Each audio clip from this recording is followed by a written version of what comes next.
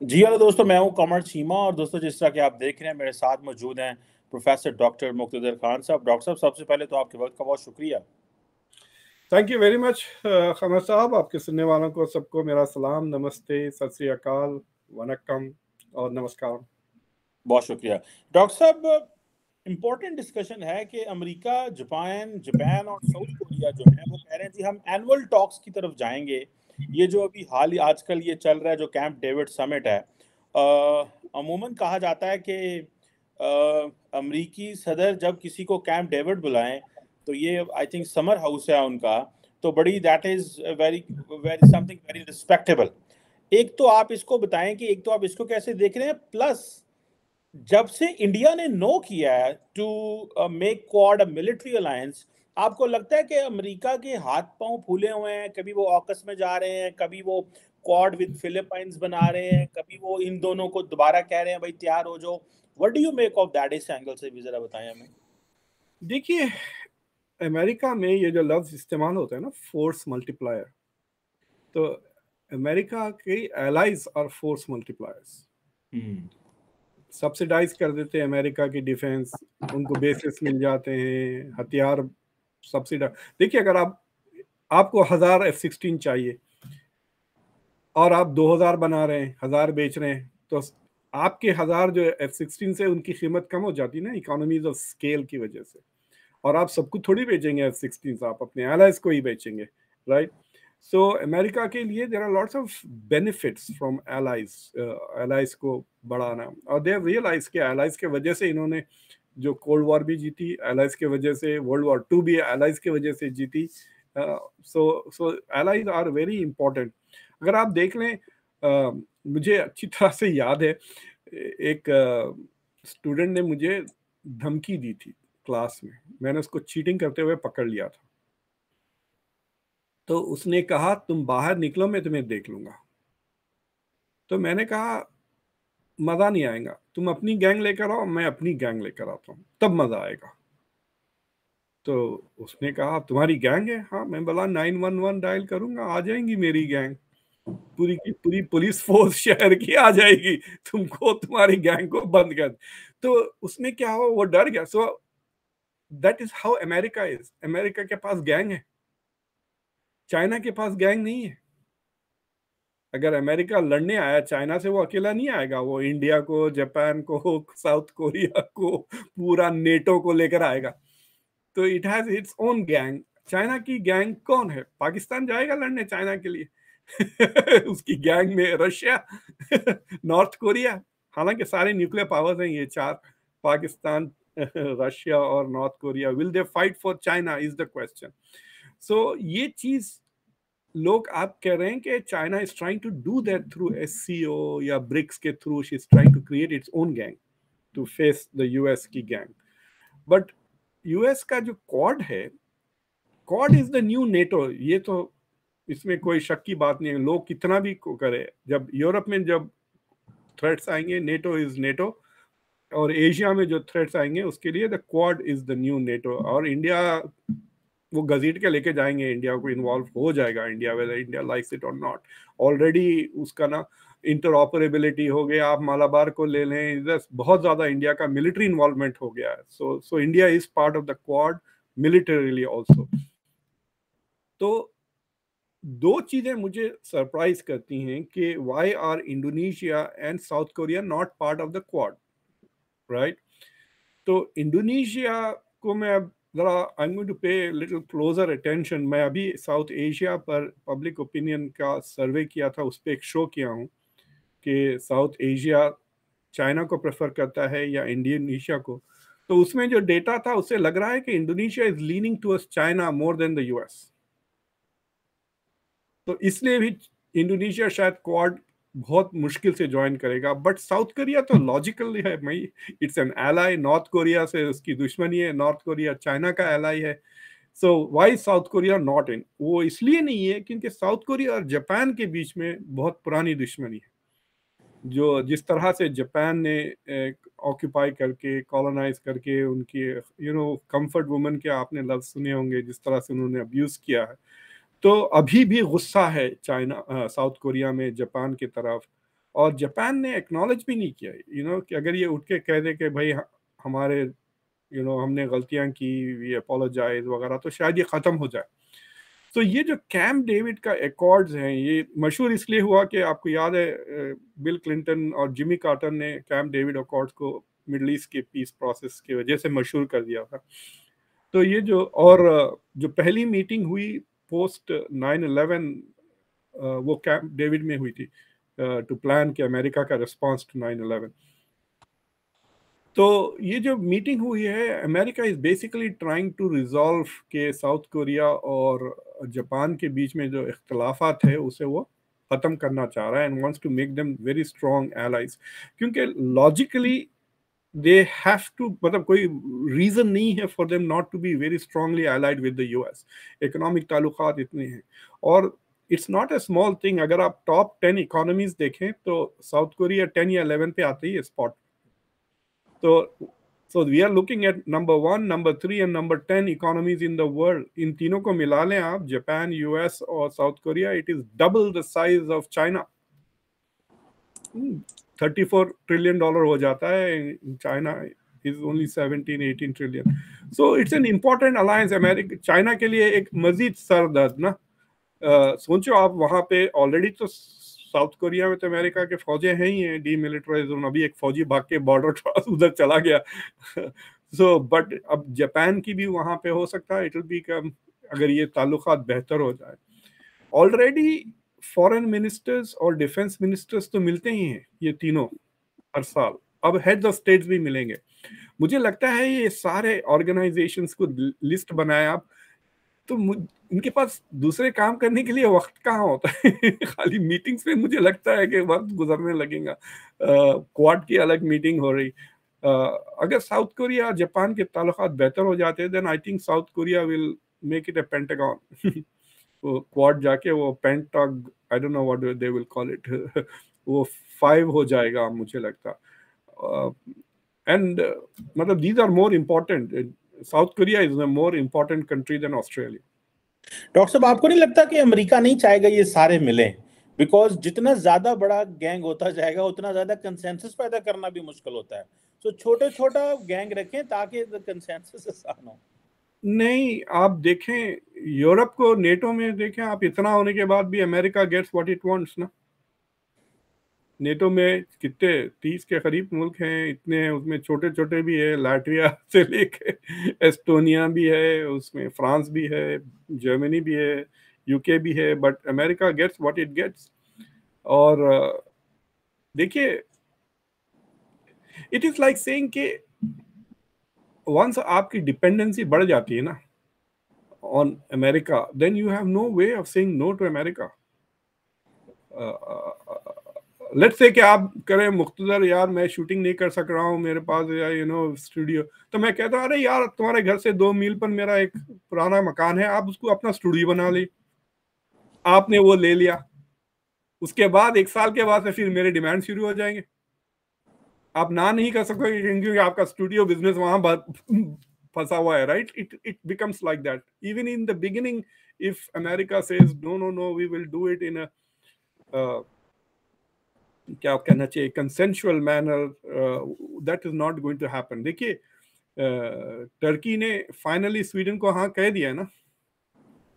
America ने इतना दबाव डाले हैं यूरोपियंस ने टर्की पे, तो Turkey could not block Sweden, finally yes कहना पड़ा उसको। तो उस तरह हो जाएगा, और जो मुल्क उस तरह से कंसेंसस के खिलाफ अगर जाने लगे तो उनको वो पनिश भी करेंगे। अब देखें, F-35 के प्रोग्राम में नहीं है टर्की, बाकी सारे EU के पास, यूरोपियन यूनियन के पास, नेटो के पास आने लगेंगे F-35। मेरे ख्याल से 5-6 साल के बाद आप देखेंगे सारे NATO countries will be flying F-35, not F-16। तो टर्की एक जनरेशन पीछे हो जाएगा ना बिकॉज ऑफ इट्स अनविलिंगनेस। तो फिर नेक्स्ट टाइम कोई वक्त ऐसा आएगा where Turkey will have to compromise its national interest in exchange for F-35, जो initially it was part of it. आपको पता है एक कंपोनेंट F-35 का सिर्फ टर्की में बनता था, तो वो भी बाहर हो गया। वो मतलब Turkey was not just going to receive F-35, Turkey was part of manufacturing F-35। and it is out. So America will manage it. देखिए इंटरनेशनल रिलेशंस में एक एक्सप्लेनेशन है कि वाई सम ऑर्गेनाइज, जैसा सार्क फेल हो गया लेकिन ओपेक चल गया, यूएन चल गया. So why do some international organisations work and some don't? तो उसका एक एक्सप्लेनेशन ये है कि they have to be backed by a hegemon. तो हेजिमोनिक स्टेबिलिटी थियरी वगैरह में आते हैं कि हेजिमॉन पैदा, जैसा सऊदी अरेबिया ने फंड करके अपने थोड़े कॉम्प्रोमाइजेस करके उसने ओपेक क्रिएट किया था. अगर सऊदी अरेबिया की लीडरशिप नहीं होती तो ओपेक नहीं बनता. अगर चाइना की लीडरशिप नहीं होती तो एससीओ नहीं बनता. So there is always a hegemonic force behind, और जहां पे कोई hegemonic force नहीं है वो ऑर्गेनाइजेशन ज्यादा नहीं चलते. They are not continuous. तो ये जो चीजें क्रिएट हो रहे हैं ना, क्वाड वगैरह, who is the giver? The US. आप देख लें ऑकस में क्या हो रहा है, अमेरिका दे रही है सबमरीन्स ऑस्ट्रेलिया को. क्वाड में क्या हो रहा है, अमेरिका दे रही है इंडिया को इंटेलिजेंस, इंडिया को डिफेंस, इंडिया को इंजन, अमेरिका ही दे रही है ना हर चीज. So once you start doing that, you create these organizations. So hegemonic stability theory basically ये कहती है कि hegemons create these institutions. अब ये उम्मीद ये रहती है कि once you create these institutions, उसके norms, उसके rules के basis पे वो खुद से चलेगा अगर hegemon weak हो जाएगा. But I don't think so. अगर अमेरिका कमजोर हो जाता है ना, ये सारी की चीजें UN सिक्योरिटी काउंसिल ये वो जो जितना भी वो करते हैं वो भी नहीं कर सकेंगे. They will all collapse eventually. So international relations में क्योंकि वर्ल्ड गवर्नमेंट नाम की कोई चीज नहीं है, you need a hegemon to act like that. अब जैसे देखिए ना, ईरान तंग करने लगा है ना लोगों को, वो जो ऑयल टैंकर्स जा रहे हैं, तो अमेरिका ने ना सिर्फ अपनी वहाँ नेवी भी भिजा दी, अब वो शिप्स पे मरीन्स को भी तैनात कर दिया. Why is America spending money? Police, America is behaving like an international police force ना. कोई दूसरा मुल्क नहीं कर रहा है, ये चाइना नहीं कर रहा है, रशिया नहीं कर रहा है, इंडिया नहीं कर रहा है, बर्तानिया, France, European Union, none of them is saying okay we will protect your ships from Iranian aggression. America is doing that. तो वहां पे whatever rule of law जो कहते हैं ना, रूल बेस्ड ऑर्डर आपको इसलिए नजर आ रहा है because America is willing to put its troops out there. So that is why I think the US is trying to do clusters अलग जो बना रहे हैं ऑकस वगैरह, because it doesn't want to scare. अगर एक बड़ा इदारा बन जाता है ना इन सारे मुल्कों को लेके 8-10, तो जो दूसरे कंट्रीज हैं वो डर जाएंगे कि कोल्ड वॉर शुरू हो गई और हम फंस जाएंगे. लड़ाई तो वहीं होगी ना, एशिया में होगी जंग, यहाँ थोड़ी होगी. डेलावेयर में थोड़ी बम गिरेंगे. बम तो ताइवान पे गिरेंगे, मलेशिया, थाईलैंड, इधर उधर गिरेंगे ना सारे जहां पे जंग होगी. तो ईस्ट साउथ एशिया में अगर जंग हुई तो चाइना के साथ. So that's the battle. जी डॉक्टर साहब, ये जो बात होती है rise of Asia, Asian century, आपको लगता है कि विद दिस जिसे वो कहते हैं ना वॉर क्लाउड्स हैं, ठीक है, इसमें इस सारे वॉर क्लाउड्स के अंदर देयर इज अ प्रोबेबिलिटी कि एशिया ग्रो कर सकता है? बिकॉज अमेरिका ने सिर्फ ताइवान का थोड़ा सा डिस्कशन हुई है, नैन्सी पेलोसी ने विजिट किया, तो सारी इन्वेस्टमेंट तो ताइवान से निकल के दुनिया में इंडिया में आ रही है, कहीं और जा रही है, अमेरिका में जा रही है. तो ये जो वॉर क्लाउड्स हैं ये किस तरह, आपको नहीं लगता ये सारी की सारी और अमेरिका ये जो सप्लाई चेन अपने पास रखना चाहता है या अपने जैसे फ्रेंड शोरिंग कहता है, आपको नहीं लगता ये वॉर क्लाउड्स जो हैं ये एशिया की तरक्की को रोक सकते हैं? देखिए अगर आप वो 2078 का जो फोरकास्ट है गोल्डमैन सैक्स का, अगर आप उसको देखें तो उसमें जो नंबर 1 कंट्री है चाइना है, नंबर 2 इंडिया है, नंबर 3 यूएस है, नंबर 4 इंडोनेशिया है. अगर आप उसमें देखें तो और एशियन, साउथ कोरिया भी ऊपर चला जाता है, टर्की भी आ जाता है. तो टॉप 20 में अगर आप देखें तो तकरीबन काफी एशियन कंट्रीज है. जर्मनी, फ्रांस वगैरह, बर्तानिया आउट बियॉन्ड 12, 13, 14 के पीछे चले जा रहे हैं. राइट. तो economic cloud is here already. आप देख सकते हैं कि मतलब अगर आप टॉप 5 को ले लें तो 3 एशियन कंट्रीज है. राइट. चाइना, जापान और India in the top 5 economies in the world. So तो द फोकस मतलब इकोनॉमिक फोकस तो एशिया में शिफ्ट हो चुका है। लोग कहते हैं कि ओ शिफ्ट हो रहा है, अगर आप 1900 में जाके देखें तो ऐसे ही था, Asian countries were still dominant. ये बहुत छोटा सा वक्फा है जिसमें western countries have dominated economically. तो अगर कोई बड़ी जंग नहीं होती तो ये बाय 2078 तो पूरा का पूरा the world will be dominated by Asian economies, plus उस पे एशियन पॉपुलेशन भी बढ़ रहा है ना, सारे के सारे भाई तकरीबन 1/5 ऑफ द वर्ल्ड, हर 5वां बंदा will be an Indian at that time, अगर आप जाके देखें। अब अगर जंग होती है तो देन जंग this time will be in Asia, तो डेवस्टेशन एशिया में होगा। आपको जाके 1946 में फोटोज देखें आप लंदन के, तबाह और बर्बाद हो गया था लंदन कंप्लीटली, राइट। मतलब ये जो इतने सारे जो इंडियंस और पाकिस्तानी इंग्लैंड में है, वो उनको लेबर की तरह लेकर आए थे टू रिबिल्ड इंग्लैंड। तो 45 में जो जर्मनी ने बमबारी मार के तबाह और बर्बाद कर दिया था, जापान को अमेरिका ने तबाह बर्बाद कर दिया न्यूक्लियर वेपन्स ड्रॉप करके, टोक्यो में फायर बॉम्ब्स करके। सो द कंट्रीज का डेवलपमेंट रिटार्ड हो गया। सोचो आप, अगर वर्ल्ड वॉर 1 और वर्ल्ड वॉर 2 नहीं होता तो यूरोप कहाँ होता इकोनॉमिकली ना? So they would have been far more advanced population wise also. So Asia has to realize कि इनका जो मोमेंटम है डेवलपमेंट का, वो will be impacted in a very different way. Population का भी लॉसेस हो जाएगा एंड 10-15 साल पीछे हो सकते हैं। बाज लोग तरक्की कर लेंगे using the war economy. Some countries might go forward but others will definitely fall behind. और so एशियन सेंचुरी का अपॉर्चुनिटी विल बी लॉस्ट अगर ये कोल्ड वॉर सिनेरियो पैदा हो जाता है। अभी तो जो ऑफशोरिंग की बात हो रही है, डी रिस्किंग, डी लिंकिंग, वो सिर्फ चाइना तक महदूद है, एशिया के बाहर नहीं जा रहे हैं वो, राइट। चाइना +1 जब कहते हैं, इट इज आइदर इंडिया या वियतनाम या फिलीपींस या मलेशिया की बात आ रही है। सो जो चाइना का नुकसान हो रहा है वो is going to other Asian countries. It is not going out of Asia. So wealth वगैरह सारा एशिया के अंदर ही है। बट अगर ऑफशोरिंग एशिया के बाहर हो जाती है and moves to Africa, so then you will start seeing a loss. So ये हो सकता है कि you could have a scenario where a Cold War like scenario जिसमें दूसरे एशियन कंट्रीज को अपने तरफ करने के लिए the West might actually help them.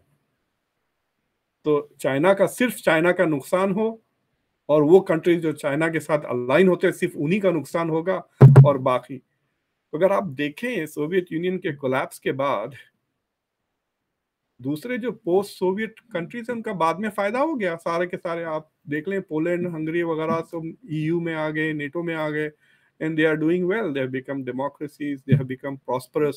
अब देखना ये यूक्रेन की जंग के वजह से पोलैंड की स्ट्रेटेजिक इंपॉर्टेंस बहुत बढ़ जाएगी। Poland will probably become the biggest army in Europe. उसको अमेरिका बना देगा देखना, because it will be the border of Russia ना, रशिया के बॉर्डर पर है वो। So उस तरह से some countries in Asia will definitely benefit, especially India। अगर इंडिया चाइना के साथ मतलब अलाइन नहीं होता, इंडिया को मजबूत बना देगी यूएस, देखना टेक्नोलॉजी ट्रांसफर ये वो करके।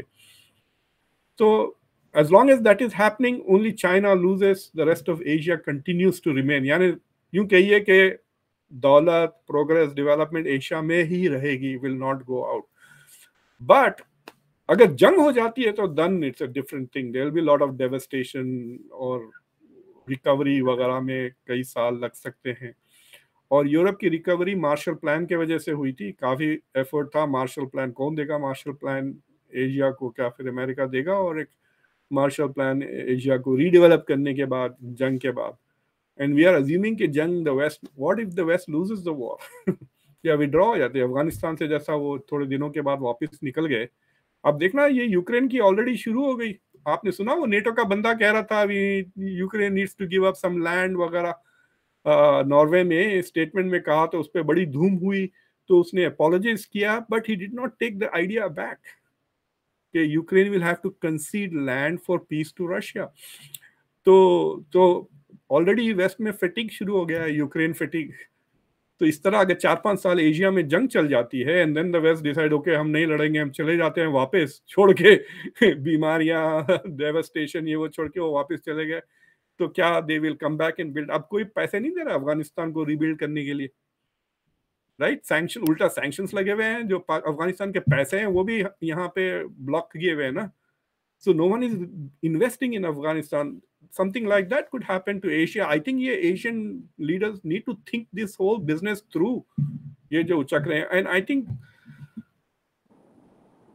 सबसे प्रॉब्लमेटिक आदमी शी जिनपिंग है इस पूरे चक्कर में। उसकी जो एरोगेंस है वो डुबाएगा चाइना को भी और एशिया को भी, if he does stupid things, you know. Already देखो इकोनॉमी उनकी लड़खड़ा रही है इस साल चाइना की। अगर सैंक्शंस वगैरह बढ़ जाते हैं तो अंदर डोमेस्टिक, अब देखिए 21% youth are unemployed in China. How long will they be unemployed?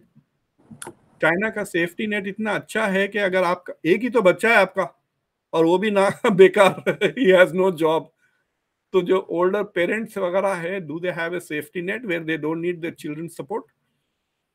So the next generation के ऊपर भी सवाल लग जाता है, कमिंग जनरेशन पे सवाल हो जाता है। और फिर अगर आप दुनिया को पिस ऑफ करते रहे, खासतौर से दौलतमंद, मतलब आप बने अमीर because the West invested in you, right? Not because you invested in yourself, it was because the West. अगर आप वेस्ट की इन्वेस्टमेंट्स को दौड़ा भगा दिए, आप देखें एफडीआईज 25 साल में इतने नहीं गिरे थे जितने अब गिरे हैं। That means the West is not investing in China. लेकिन वो तो डॉक्टर साहब उनकी अपनी पॉलिसीज की वजह से, because they are not opening up, Shanghai को बंद कर दिया, ये भी तो चैलेंजेस है ना। 2008 में अमेरिका का अभी तो इकोनॉमिक स्लम्प आया था, वो तो चैलेंजेस तो अमेरिका में भी रहे हैं। आपको नहीं लगता कि दे विल रिकवर इट? देखिए अमेरिका के जो चैलेंजेस थे बैड मैनेजमेंट के थे, जिसका करेक्शन हुआ, राइट? बट अमेरिका का जो 2008 का जो रिसेशन ले लें, उसके बाद अभी भी we came very close to a recession. This is not because of एक an international effort to undermine US economy. लेकिन अगर चाइना से इन्वेस्टमेंट्स जा रहे हैं, दे आर नॉट एक्सीडेंटल। यानी ये होगा कि there will be companies making an investment, जैसे अरे यार we will make 3% more in China than India, but you know what, I don't want to go there.